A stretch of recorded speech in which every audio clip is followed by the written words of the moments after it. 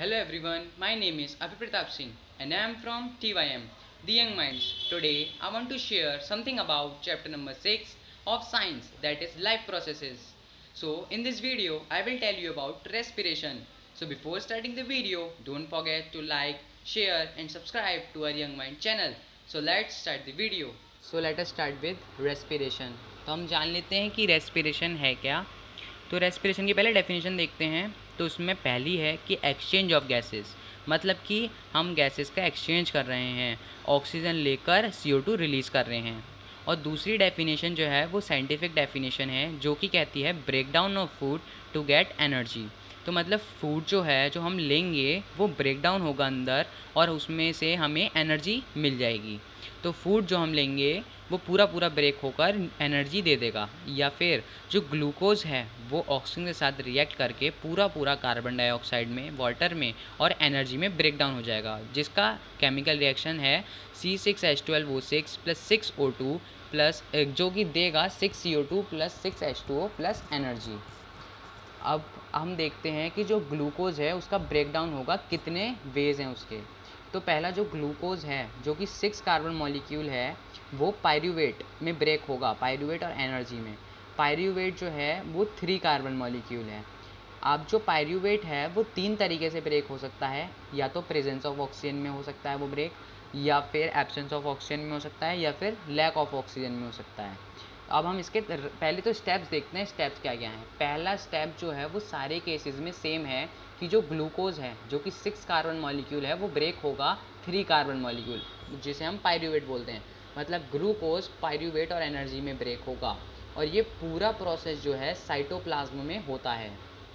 अब जो है पायरूवेट कैसे, किस तरीके से ब्रेक हो सकता है, तो वो है एब्सेंस ऑफ ऑक्सीजन में, प्रेजेंस ऑफ ऑक्सीजन में हो सकता है और लैक ऑफ ऑक्सीजन में हो सकता है। तो एब्सेंस ऑफ ऑक्सीजन में पहले देखें तो क्या होगा, further the pyruvate may be converted into ethanol and CO2 and energy also. This process takes place in the yeast during fermentation. तो कह रहे हैं कि जो पायरूवेट है वो कन्वर्ट होगा इथेनॉल में, जिसका फॉर्मूला है C2H5OH। तो जो पायरूवेट है वो इथेनॉल में, कार्बन डाइऑक्साइड में और एनर्जी में कन्वर्ट होगा। तो ये पूरा प्रोसेस जो है ईस्ट में होता है फर्मेंटेशन प्रोसेस की वजह से। अब हम फर्मेंटेशन प्रोसेस के बारे में जानें तो फर्मेंटेशन प्रोसेस वो प्रोसेस है जिसमें पायरूविक एसिड कन्वर्ट हो जाता है इथेनॉल में, कार्बन डाइऑक्साइड में और एनर्जी में। तो एब्सेंस ऑफ ऑक्सीजन में जो पायरूवेट होगा वो कन्वर्ट होगा इथेनॉल में, कार्बन डाइऑक्साइड में और एनर्जी में। और ये पूरा प्रोसेस होगा ईस्ट में फर्मेंटेशन प्रोसेस की वजह से। अब हम देखते हैं प्रेजेंस ऑफ ऑक्सीजन में क्या होगा।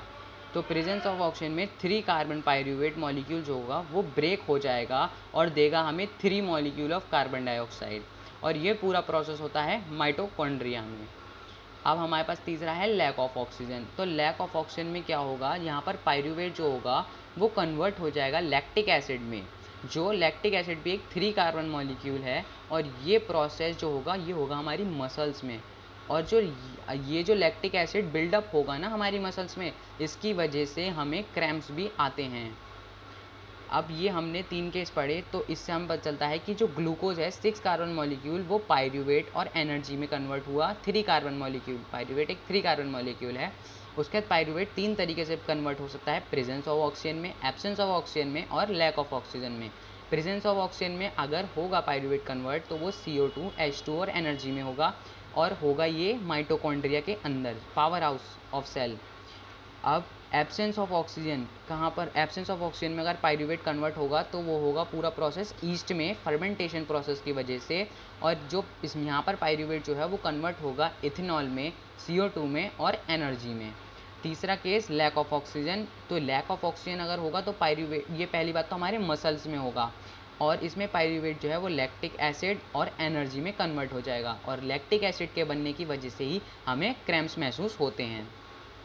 अब अगला है हमारे पास नोट करने की बात है कि जो energy released during cellular respiration is immediately use to synthesize a molecule which is use to fuel all other activities in the cell. अब ये कहना चाह रहे हैं, यहाँ पे नोट करने की बात ये है कि जो एनर्जी रिलीज़ हुई हम सेलुलर रेस्पिरेशन प्रोसेस के में से जो एनर्जी रिलीज़ हुई वो इमीडिएटली एक मॉलिक्यूल सिंथेसाइज कर लेती है जिसको हम कहते हैं ATP, एंडेनोसाइन ट्राइफॉस्फेट।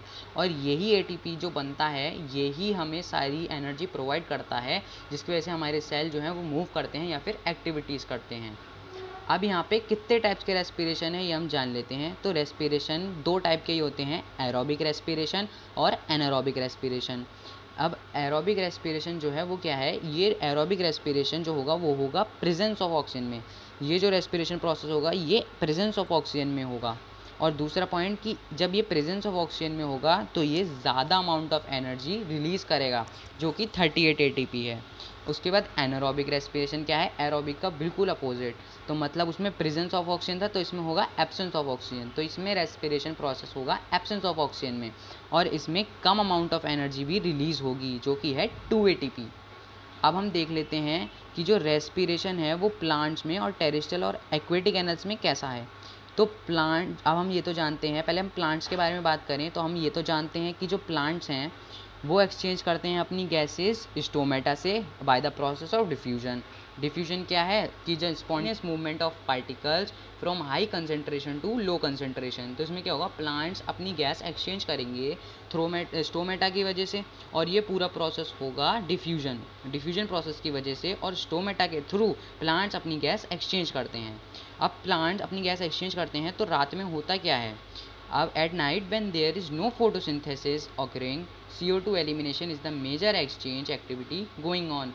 तो क्या होता है रात में, जब फोटोसिंथेसिस नहीं होता है, फोटोसिंथेसिस करने के लिए तो प्रेजेंस ऑफ सनलाइट होनी चाहिए, तो रात को तो सनलाइट होती नहीं है। तो क्या होता है कि जो CO2 का एलिमिनेट करते हैं प्लांट जो है वो CO2 को ख़त्म करते हैं, और यही एक्सचेंज ऑफ गैसेस रात में होती है, इसलिए रात में CO2 जो है वो रिलीज़ होती है।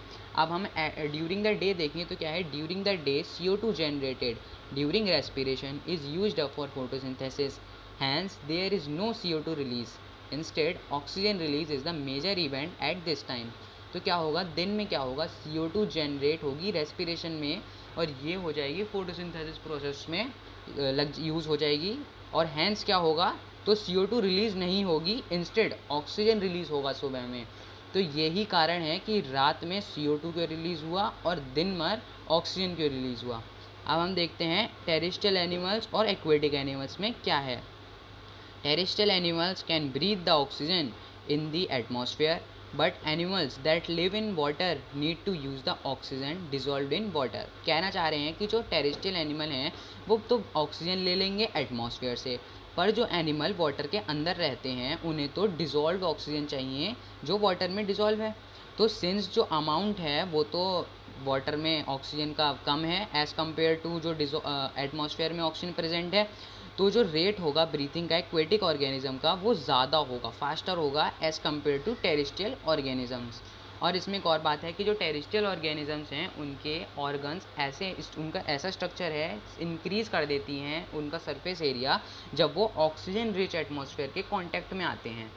तो जो सिंस इसकी वजह से क्या होगा, जो ऑक्सीजन और कार्बन डाइऑक्साइड तो जो उस सरफेस पर एक्सचेंज होंगी, तो और वो सरफेस जो है वो बहुत फाइन और डेलिकेट है, बहुत नाजुक है, और उस सरफेस पर तो उसे प्रोटेक्ट करने के लिए वो सरफेस जो है वो बॉडी के अंदर रखा जाता है, और वहाँ के लिए भी पैसेज बना दिए जाते हैं एयर को जाने के लिए।